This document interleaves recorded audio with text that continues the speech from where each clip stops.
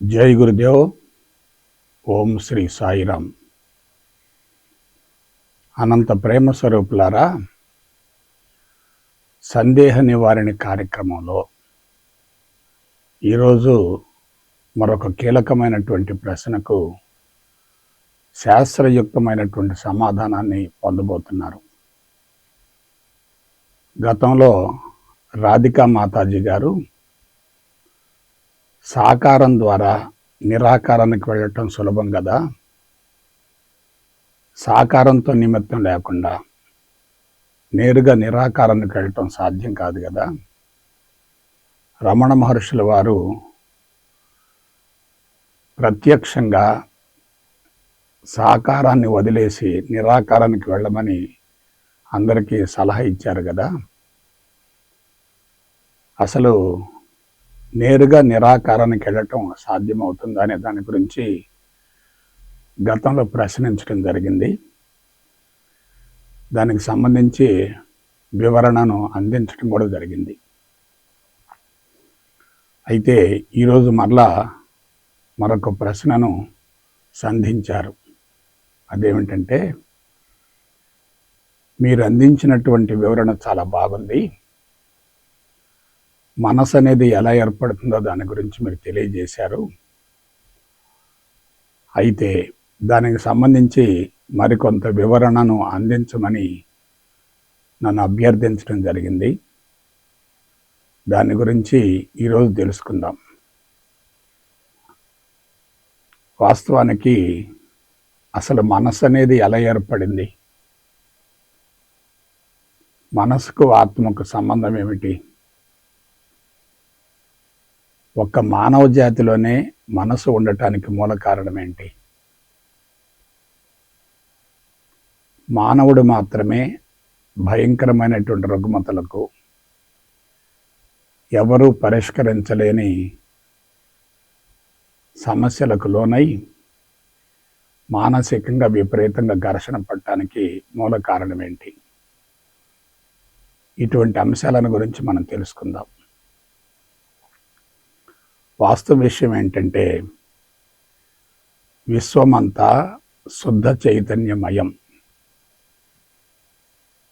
ఆ శుద్ధ చైతన్యాన్ని పరమాత్మ అంటారు, పరబ్రహ్మం అంటారు, సత్యం అంటారు, భగవంతుడు అంటారు.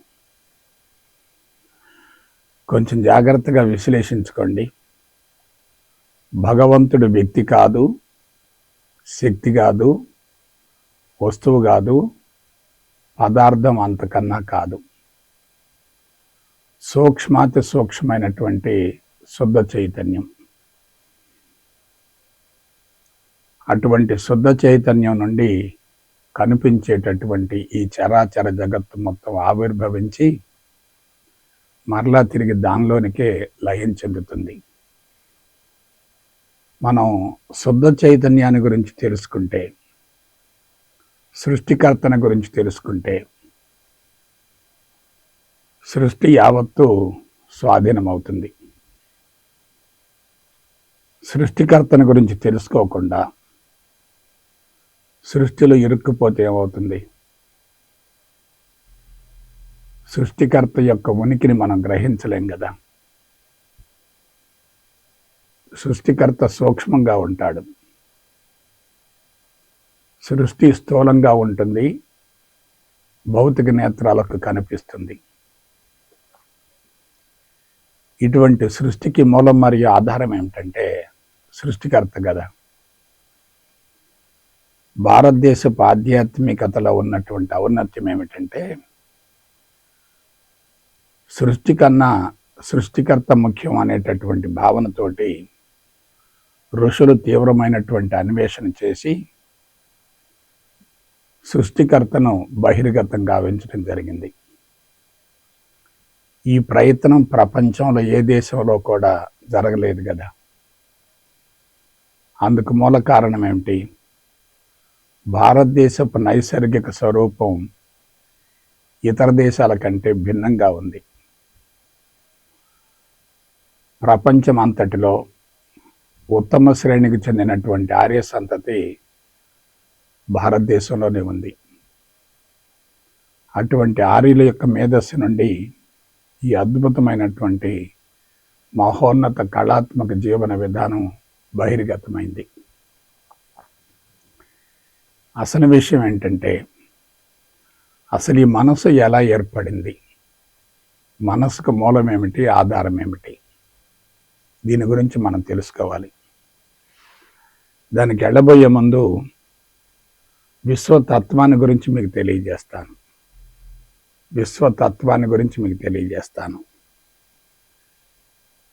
విశ్వమంతా శుద్ధ చైతన్యమయం కదా. అటువంటి శుద్ధ చైతన్యం నుండి భౌతిక నేత్రాలకు కనిపించేటటువంటి సృష్టి ఏర్పడి అది దశల వారీగా రూపాంతరం చెంది అంతిమంగా మరలా సృష్టికర్తలో కలిసిపోతుంది. సృష్టికర్త, సృష్టి కంటికి కనిపిస్తుంది, కానీ సృష్టికర్త మాత్రం కంటికి కనిపించే అవకాశమే లేదు. సృష్టికర్త సూక్ష్మాతి సూక్ష్మమైనటువంటి శుద్ధ చైతన్యం. భూమండలంలో భౌతిక నేత్రాలతో ఎవరు కూడా సృష్టికర్తను చూసే అవకాశమే లేదు. ఎవరైతే ఆత్మస్థితికి చేరతారో వారికి మాత్రమే సృష్టికర్త యొక్క ఉనికి గోచరమవుతుంది. శుద్ధ చైతన్యానికి అన్నీ తెలుసు, దాని గురించి ఎవరికేమీ తెలియదు. అది అన్నింటికీ ఆధారం, దానికి ఎటువంటి ఆధారం ఉండదు.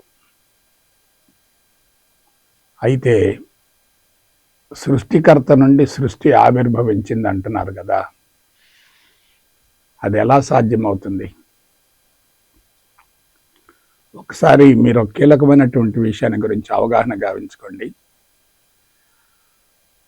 సృష్టికర్త సత్యం, నిత్యం, సనాతనం, నిరాకారం, నిరంజనం, నిర్గుణం, స్థిరం, స్వచ్ఛం, సర్వవ్యాపితం మరియు విశ్వవ్యాపితం.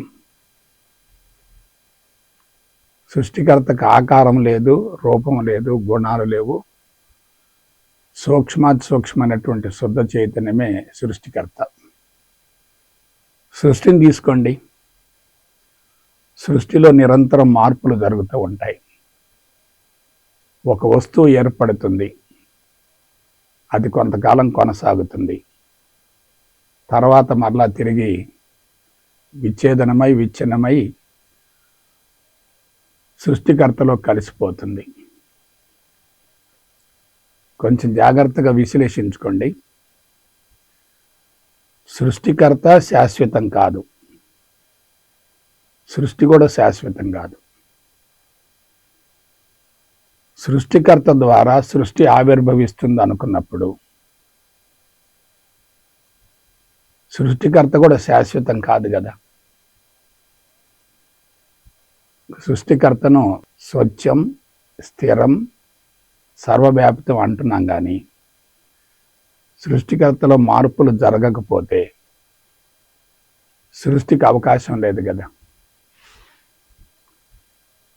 భౌతిక జగత్తు ఏర్పడటానికి మూలం శుద్ధ చైతన్యం కదా. భౌతిక జగత్తు ఏర్పడిందంటే శుద్ధ చైతన్యంలో కూడా మార్పులు సంభవించినట్లే కదా. దీని గురించి తెలుసుకుంటే చాలు. ఈ సృష్టి ఎలా ఏర్పడిందండి, సృష్టికి మూలం ఏమిటండి, దీని గురించి శాస్త్రయుక్తంగా తెలుసుకుందాం. సృష్టికర్త సూక్ష్మాతి సూక్ష్మమైనటువంటి శుద్ధ చైతన్యం అయినప్పటికీ సృష్టికర్తలు కూడా మార్పులు జరుగుతాయి కదా. సూక్ష్మాతి సూక్ష్మమైనటువంటి శుద్ధ చైతన్యంలో మార్పులు జరగటం వల్ల ముందు ఒక శక్తి ఏర్పడుతుంది. ఆ శక్తినే విశ్వప్రాణ శక్తి అంటారు.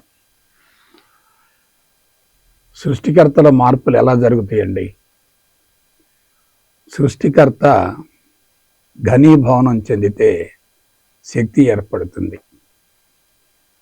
నేను మరొకసారి చెప్తున్నాను, జాగ్రత్తగా ఆలోచించుకోండి. భగవంతుడు వ్యక్తి కాదు, శక్తి కాదు, వస్తువు కాదు, పదార్థం కాదు.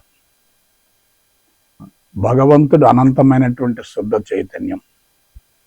అది సూక్ష్మాతి సూక్ష్మమైనది, finest part in the entire world. అది కొంచెం చిక్కబడింది అనుకోండి, దానిలో కండెన్సేషన్ జరిగింది అనుకోండి, శక్తి ఏర్పడుతుంది. ఆ శక్తిని ఏమంటారు? విశ్వప్రాణశక్తి అంటారు. విశ్వప్రాణశక్తి ఏర్పడిన తర్వాత అది మరల రూపాంతరం చెంది సంకల్ప శక్తిగా మారుతుంది. విశ్వప్రాణశక్తిలో రూపాంతరం జరిగి సంకల్ప శక్తి అవుతుంది. సంకల్పం అంటే ఏమిటి? అది ప్రాణశక్తి యొక్క రూపాంతరం కదా. అటువంటి సంకల్పం తప్పనిసరిగా నెరవేరాలి కదా. సంకల్పం నెరవేరాలంటే తప్పనిసరిగా ఆకారం కావాలి కదా, వస్తువు కావాలి కదా. ఆ వస్తువు అనేటటువంటిది, ఆకారం అనేటటువంటిది సంకల్పం నెరవేరటానికి అవసరం అవుతుంది. సంకల్పం నెరవేరేంత వరకు ఆకారం అవసరం అవుతుంది. ఉదాహరణకు ఒక పర్వతాన్ని తీసుకోండి. ఆ పర్వతం ఏర్పడటానికి ముందు సంకల్పం ఉంటుంది. సంకల్పానికి అనుగుణంగా పర్వతం ఏర్పడుతుంది. ఆ పర్వతం కొన్ని లక్షల సంవత్సరాలు కొనసాగుతుంది. అంతిమంగా ఆ సంకల్పం నెరవేరింది. సంకల్పం నెరవేరినప్పుడు పర్వతం యొక్క అవసరం లేదు కదా. సంకల్పం నెరవేరినప్పుడు పర్వతం యొక్క అవసరం లేదు కదా. సంకల్పం లేనటువంటి ఆ పర్వతం అంతిమంగా విచ్ఛిన్నమై విచ్ఛేదనమై విశ్వంలో కలిసిపోతుంది. అంటే కనిపించేటటువంటి ఈ సృష్టి ఎక్కడి నుండి వచ్చింది? ఎక్కడి నుంచి వచ్చింది? శుద్ధ చైతన్యం నుండి వచ్చింది. మరలా ఎందులోనికి లయం చెందుతుంది? ఆ శుద్ధ చైతన్యంలోనికే లయం చెందుతుంది. పర్వతం ఏర్పడటానికి మూలం ఏమిటి? సంకల్పం. సంకల్పం నెరవేరటానికి ఏం కావాలి? వస్తువు కావాలి, ఆకారం కావాలి. ఆకారం ఎలా ఏర్పడుతుంది? ప్రాణశక్తి ద్వారానే ఏర్పడుతుంది. ఎట్లా? ప్రాణశక్తి ఘనీభవనం చెంది ఒక రేణువు ఏర్పడుతుంది. కొన్ని రేణువుల కలయికతోటి పరమాణువు ఏర్పడుతుంది. పరమాణువుల కలయికతోటి అణువులు ఏర్పడతాయి. కొన్ని రకాల అణువుల సమ్మేళనం వలన పదార్థం ఏర్పడుతుంది. ఆ పదార్థమే ఆకారం. ఒకసారి మళ్ళా విశ్లేషించుకోండి. ఒకటి, శుద్ధ చైతన్యం ముందు ప్రాణశక్తిగా రూపాంతరం చెందుతుంది. ఆ ప్రాణశక్తి సంకల్ప శక్తి అవుతుంది. సంకల్పం నెరవేరాలంటే తప్పనిసరిగా ఆకారం కావాలి.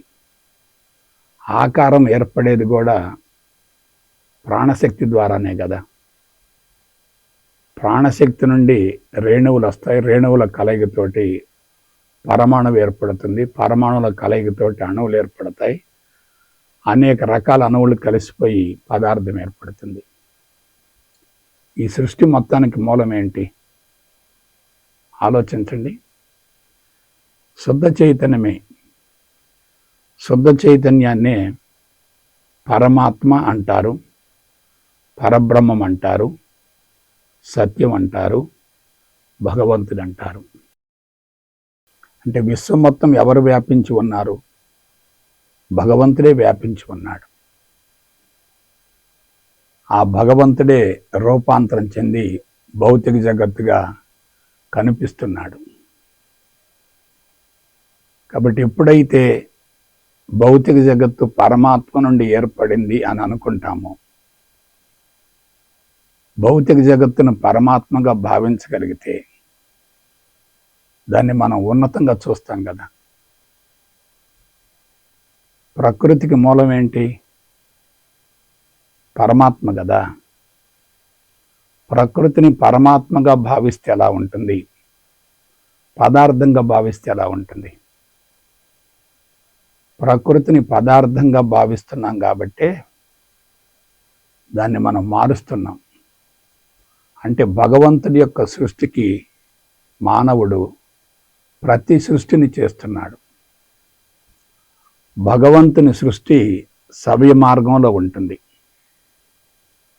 మానవుడి యొక్క ప్రతి సృష్టి అపసవ్య మార్గంలో ఉంటుంది. చూసారా మానవుడు ఎంత ప్రమాదకరంగా మారాడు? ఇటువంటి ప్రమాదాన్ని గుర్తించింది ఎవరు? ఆర్యులు, ఆర్య సంతతి. ఎందుకు గుర్తించారు? ఎలా గుర్తించారు? ఈ ప్రతి సృష్టి వలన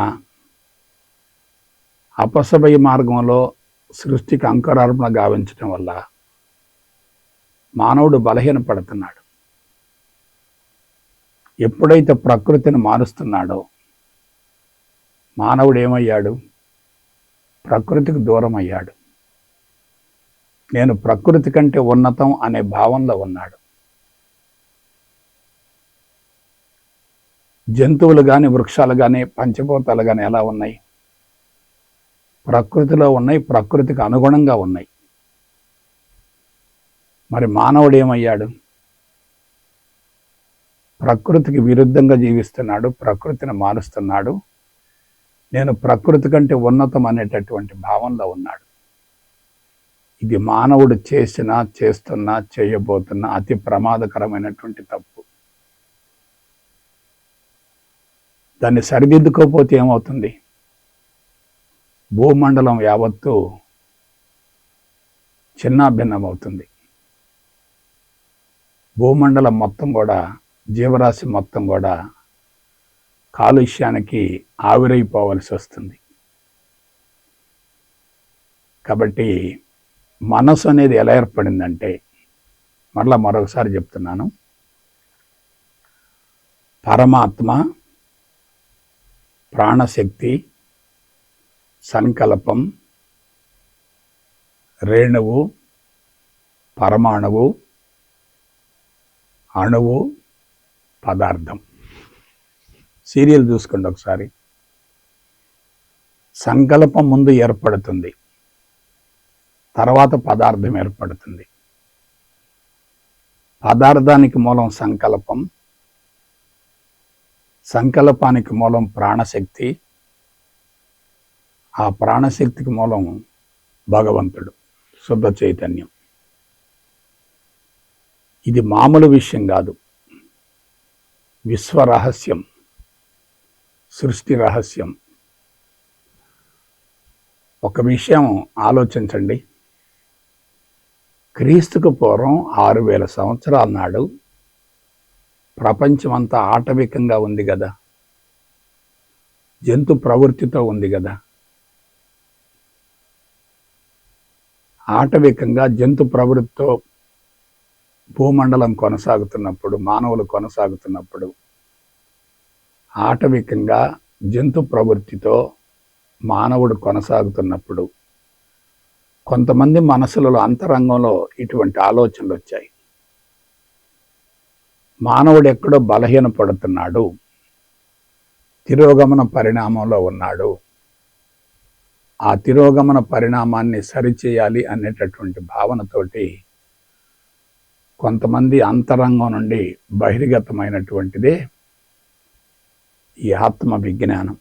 దాన్ని బ్రహ్మజ్ఞానం అంటారు, అద్వైత జ్ఞానం అని కూడా అంటారు. ప్రతి సమస్యకు పరిష్కారం ఉంటుంది. సమస్య ఉందంటే అక్కడే పరిష్కారం కూడా ఉంటుంది. ప్రశ్న ఉందంటే అక్కడే సమాధానం కూడా ఉంటుంది. భావితరాల బంగారు భవిష్యత్తు కోసమే ఆధ్యాత్మిక మార్గం వెలుగులోకి వచ్చింది. ఇతర దేశాల్లో వాళ్ళు పదార్థాన్ని గురించి ఆలోచించారు తప్ప పరమాత్మను గురించి ఆలోచించలేదే. భారతదేశంలో సృష్టిని గురించి తెలుసుకున్నారు, సృష్టి వెనుకనున్నటువంటి సృష్టికర్తను గురించి తెలుసుకున్నారు, ఆ సృష్టికర్తను బహిర్గతం చేశారు. నేను సృష్టికర్త వేరు కాదనేటటువంటి భావంతో నేను భగవంతుడను అనేటటువంటి అంశాన్ని అనుభవంలోకి పొందారు. ఇప్పుడు చెప్తున్నాను, సంకల్పం అనేది భగవంతుడికి సంబంధించింది. ఇవాళ మానవులలో సంకల్పాలు లేవు. కోరికలు, ఆశయాలు, గమ్యాలు, లక్ష్యాలు, ప్రణాళికలు, పథకాలు ఇవన్నీ ఉన్నాయి. ఇవన్నీ ఏమిటి? ప్రకృతిని చెడగొట్టేటటువంటి అంశాలు కదా, ప్రకృతిని మార్చేటటువంటి అంశాలు కదా, ప్రతి సృష్టిని చేసేటటువంటి అంశాలు కదా. కాబట్టి మానవుడు ఎటు వెళ్తున్నాడు? ప్రకృతికి దూరమై తెలివి మేధ సంపత్తితో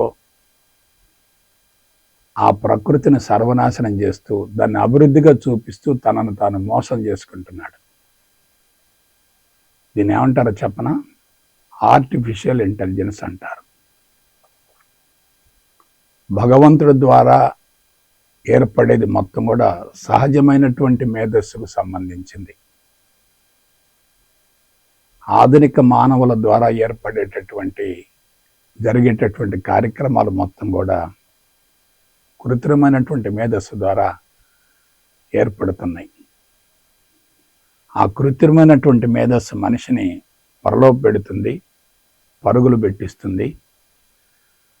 శారీరక సుఖం కోసం, ఇంద్రియాల వినోదం కోసం మనిషిని ఉద్రేకపరుస్తుంది, ఆకర్షింపజేస్తుంది.